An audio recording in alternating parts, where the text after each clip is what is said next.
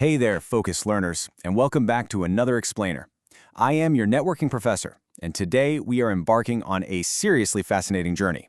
We're going straight down to the absolute foundation of the TCP/IP model. Layer 1, the physical layer. This is exactly where the digital magic of our computers meets the gritty, physical reality of the universe. It's not about software or IP addresses down here. No way. It's about raw energy, cables, light, and the actual physical journey of a bit from one machine to another. Okay, let's dive into this. Here is our syllabus for today's explainer. We've got two main parts.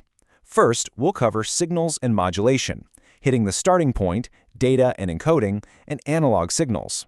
Then, for part 2, we'll tackle the real world with transmission media and finally, those pesky signal impairments. All right, let's kick things off with Section 1, the starting point, and your physical layer basics.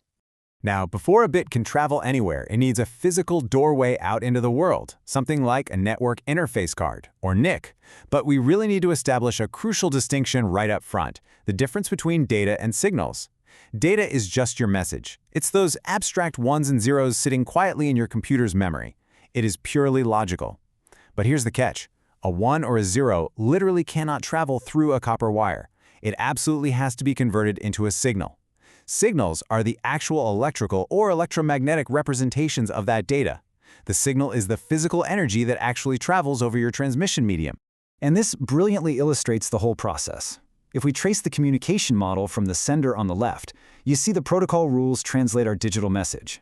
But notice what actually gets pushed onto that medium connecting the sender and receiver. It's not the abstract message, it is the physical signal. The receiver on the other end catches that physical energy and translates it right back using the digital rules of the protocol to reconstruct the message. It's like a giant puzzle coming together.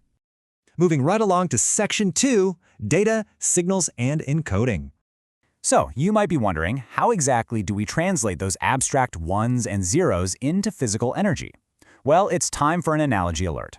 Think of encoding, which is what we use for digital signals, like translating a written script into Morse code using a flashlight. You are turning the light strictly on or off to represent information. It's totally discrete.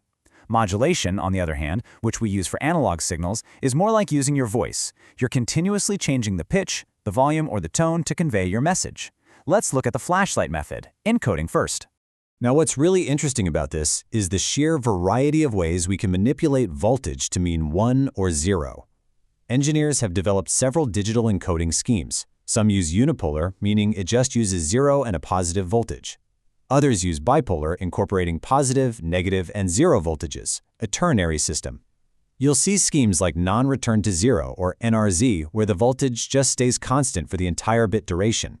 But some schemes, well, they are much more dynamic. Let's actually do a deep dive into one of those dynamic ones, Manchester encoding. This one is super famous for being used in traditional 10 megabit per second Ethernet networks. Instead of just reading a flat voltage level, Manchester encoding represents data using a transition right in the middle of the bit period. Look at how this works. A 0 is uniquely represented by a voltage transition from high to low. A 1 is a transition from low to high. So it's not about where the voltage is at any given moment, it's about where it's going. Pretty clever, right? All right, let's shift gears. Section 3, Analog Signals and Modulation. Switching from our digital flashlight analogy over to our analog voice, there are 3 primary ways we can manipulate a continuous analog wave to represent our ones and zeros. First up is ASK, or amplitude shift keying. Here, ones and zeros are represented using 2 different peak amplitude levels, essentially making the wave taller or shorter. Second is BFSK, frequency shift keying, where we represent data using 2 different frequencies, basically making the waves closer together or further apart. And third is BPSK, phase shift keying. This is where we change the phase, typically using 0 and positive 180 degrees, which effectively shifts the starting point of the wave to mean a 1 or a 0. So the crucial point is how this actually looks in practice. Let's trace a sample binary sequence, 001101000010. With ASK, you can clearly see the amplitude jump up whenever it hits the 1 bits. Now with BFSK, the height stays exactly the same, but the waves get noticeably tighter and faster during those same 1 bits because the frequency increased. And finally, with BPSK, the wave literally reverses its pattern. That's your phase shift every single time the data changes state. Okay, let's lock in our Part 1 key takeaways. The physical layer's main job is to convert logical ones and zeros into physical energy. It accomplishes this by using encoding to create discrete digital signals or modulation to manipulate continuous analog waves using amplitude, frequency, or phase. Remember, the data is the message, but the signal is the physical messenger. Let's move to and see how this builds in Section 4, Transmission Media, the physical highways. We have our signals ready to go, but now we need a highway for them to travel on. This family tree gives us a perfect mental map of our options. Network media is broadly split into two branches. First, we have guided media, where the signal is physically contained within a cable like coaxial, twisted pair, or fiber optics. Then we have unguided media, where the signal is broadcast out through free space using radio waves, microwaves, or infrared. Let's start with the absolute workhorse of modern networking, copper cabling. Whether it's unshielded twisted pair, shielded twisted pair, or coaxial cable, copper is literally everywhere. And why is that? Well, because it's relatively inexpensive, it's super easy to install, and copper naturally has a very low resistance to electrical current flow.